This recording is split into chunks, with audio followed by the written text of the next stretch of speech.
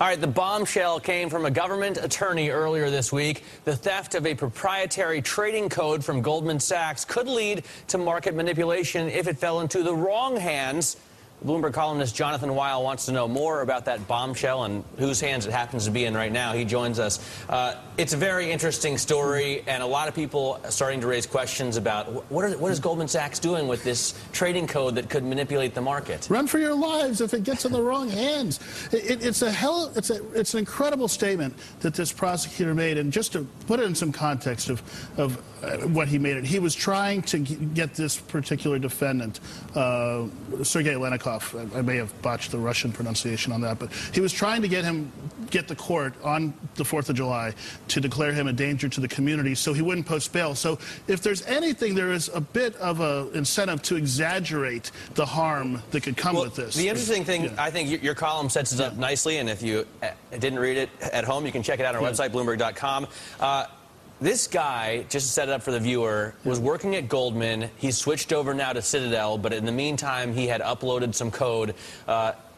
And Goldman got on the phone to the Justice Department and got them so fast to nail this guy. It's almost, you wonder if they have a red line to the government. It is amazing. Within one day of Goldman calling, they had FBI agents at his driveway doing surveillance. The next day, they arrested him coming off a flight from at Newark Airport. And you would think, if a customer ever called up the Justice Department and complained that, some big Wall Street bank just ripped me off, do you think that they would send FBI agents out that quickly? They might have stronger connections over at Goldman Sachs. I think so. It's interesting that the prosecutor, from the testimony that I read, it almost sounds as if he is working at Goldman Sachs. I mean, he's saying that, this guy has stolen this code, which may impede, our market cap or Goldman's market cap. It's very interesting. You do wonder how much due diligence and how much investigation the FBI could have done on this case in 2 days. Before they arrested this fellow. And this quote is worth reading in its entirety. Can I just Please do. Here's what the 34-year-old prosecutor, Joseph Facciapanti. The bank has raised the possibility that there is a danger that somebody who knew how to use this program could use it to manipulate markets in unfair ways. If there's that sort of program, why does Goldman Sachs get to hold it? That's a good question. Yeah, why should all of us trust Goldman Sachs to not use it in unfair ways, whatever those ways are, which he did not elaborate on? And it's really not obvious. There's been a lot of speculation by a lot of folks about, well, how could they use this particular, high-speed, high-volume trading program, algorithmic, whatever, to manipulate markets, and nobody really knows because it's a black box. Well, and as the New York Post points out today, Goldman Sachs isn't so bad at program trading. They've been doing quite a lot of it. Yeah. But could somebody who has that program and doesn't have all of Goldman's internal data sources be able to use it to to exploit Goldman or to to manipulate the markets for the I just don't. Or someone who doesn't have Goldman Sachs altruistic values. Right.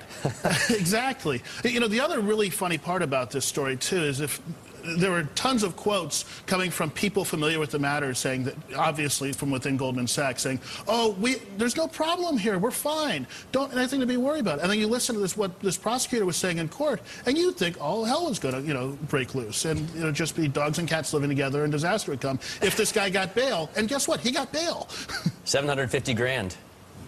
That was, they only wanted 500 for Alan Stanford in the first go-around. All right, Jonathan, thanks very much. Very interesting column, especially in the broader context of, the whole story that seems to be getting a lot of web coverage, at least, right now. Thanks very much. Thanks.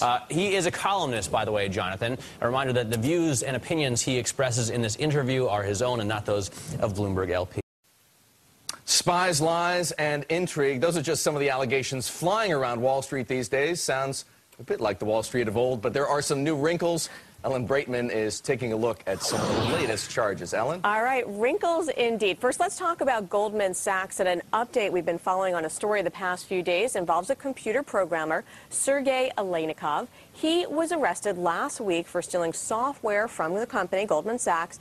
He is now telling an FBI agent he uploaded proprietary code to an encrypted server. This is according to a copy of his FBI statement that we read in court files here in Manhattan. Now, in the court papers, newspapers, prosecutors say the code is proprietary, it's worth millions of dollars, and it lets Goldman do what it calls sophisticated, high-speed, high-volume trades in various stock and commodities markets.